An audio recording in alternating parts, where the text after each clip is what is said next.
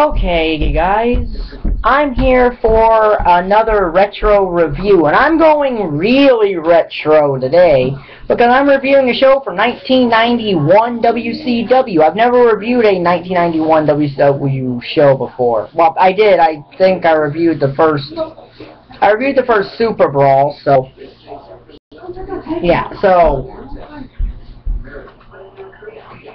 today's review is WCW WrestleWar 1991, February the 24th, 1994, from the Memorial Coliseum in Phoenix, Arizona.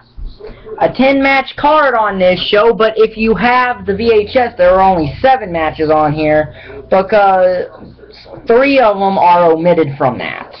So there's only 7 matches instead of 10 if you have the VHS version of this, which I actually do. But I watched this on WWE Network because that's the original broadcast version.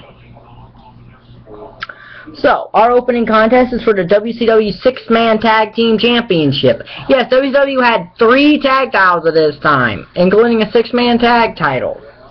It's the Junkyard Dog, Tommy Rich, and Ricky Morton versus the Big Cat and the State Patrol. Who's the Big Cat? Well, the Big Cat is Mr. Hughes, in case you're wondering about that. And the State Patrol is Buddy Lee Parker and James Earl. So the trainer of Goldberg is in this match. 1.5 stars. Nothing special here in this 6-man match, so the face team wins, which is Junkyard Dog, Rich, and Morton. So then we get Brad Armstrong versus Beautiful Bobby. Good match here. 2.5 stars. It's 2.5 stars. Beautiful Bobby wins at the Alabama Jam. So then we get a Japanese tag match involving Japanese women, and I'm probably going to butcher most of these names. It's Miss A and Miki Handa versus Itsuki, Yamasaki, and Maime Kunimura. This is a 1-star tag match. Nothing really special here. 1 star, the team of Yamasaki and Kunimura win. So then we get Dustin Rhodes versus Buddy Landel. 1 star. Nothing real special in this match. Dustin Rhodes wins with a Bulldog headlock. 1 star. So then we get the Royal Family versus the Young Pistols. 2-star match here. The Royal Family, in case you're wondering, I might have touched on this in the Starrcade 90, but that was Rip Morgan and Jacko Victory, who would later become Jack Victory in ECW. So 2 stars, the Young Pistols win. So then we get a no disqualification match, the Z-Man versus Terry Taylor. 1.5 stars. An okay little match, nothing really special. Taylor wins by rolling up Z-Man and using the ropes. This is the pay-per-view debut of Alexandra York, by the way. So, Alexandra York, by the way, was Terry Runnels or Marlena. So then we get Vader versus Stan Hansen. 1/2 star, this goes to a double disqualification.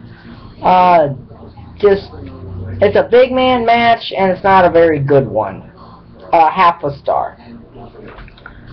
So then we get the WCW United States Championship match. Lex Luger versus Dan Spivey. 2.5 stars. Not a bad match. Finishes, Spivey goes up top, or Luger goes up top. Spivey catches him in a power slam off the top, but Luger turns it into a small package and wins the match. And then there's this, Luger's presented with the new WCW US Championship belt by Nikita Koloff. And then Nikita Koloff cracks him with the belt and all that. I don't know if that went anywhere. I know it doesn't for the Great American Bash or Super Brawl. It might at Halloween Havoc 91, I don't really know. So, I'll get to that when I get to WCW Tober in October. But yeah, 2.5 stars for that match. Then we get the WCW World Tag Team Championship match. Doom versus the Fabulous Freebirds. 2 stars here. Finish is Butch Reed hits Ron Simmons, goes to hit Michael Hayes with, or Jimmy Garvin, one of the Freebirds with brass knuckles or something. The Freebird ducks, Reed hits Simmons, and then Garvin gets rolled on top of Simmons, and the Freebirds win the tag titles. Then after the match, Reed and Teddy Long beat up on Ron Simmons, which leads to the breakup of Doom, which leads to their match as who overall won. 2 stars. So then we get the main event of this show, War Games. As it's Sting, Flying Brian, and the Steiner Brothers versus Ric Flair, Barry Windham, Larry Zbyszko, and Sid Vicious. Larry Zbyszko is filling in for Arn Anderson, who was injured. I believe I've explained in the Great American Bash 89 review Wash your hair in a minute for mommy. What War Games is. But, in case you forgot, War Games is a double ring, double steel cage match in which one guy from each team starts for an opening 5-minute period. At the end of that 5-minute period, there's a coin flip, and whichever team wins the coin flip for 2 minutes has a 2-on-1 advantage.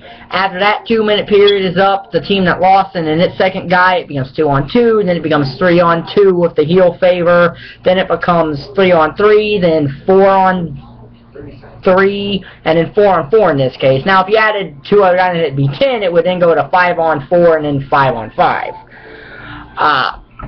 So, I prefer the 5-on-5 War Games matches myself, but this is still a good War Games. It's 3.5 stars. It has a very famous botch in it, too, where Sid Vicious pretty much drops Brian Pillman on his neck doing a powerbomb because I guess he didn't realize how high his height compared to the top of the cage was. And after the second one, El Gigante comes out, and then basically him and Nick Patrick then waves the match off because Brian Pillman can't continue after it, and the Horsemen win. 3.5 stars. Definitely one of the better War Game matches, because after this one and the next one, I think most of them go downhill. The next one's probably one of the better ones at WrestleWar 92. So out of 50 stars, this gets 15. That's C-.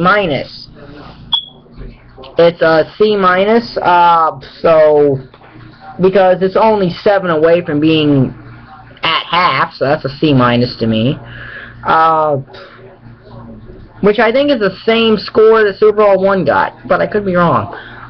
So this will be in my Retro Wrestling Reviews playlist. The next one of these WCW shows, I don't know what it'll be. It'll just be something I pick. The next Retro Wrestling review for WWE will be the King of the Ring. So, of 1994, just because the worst commentary performance of all time is on that show. So, if you like the video, like button's down there, subscribe button down there, and thank you for watching. Bye.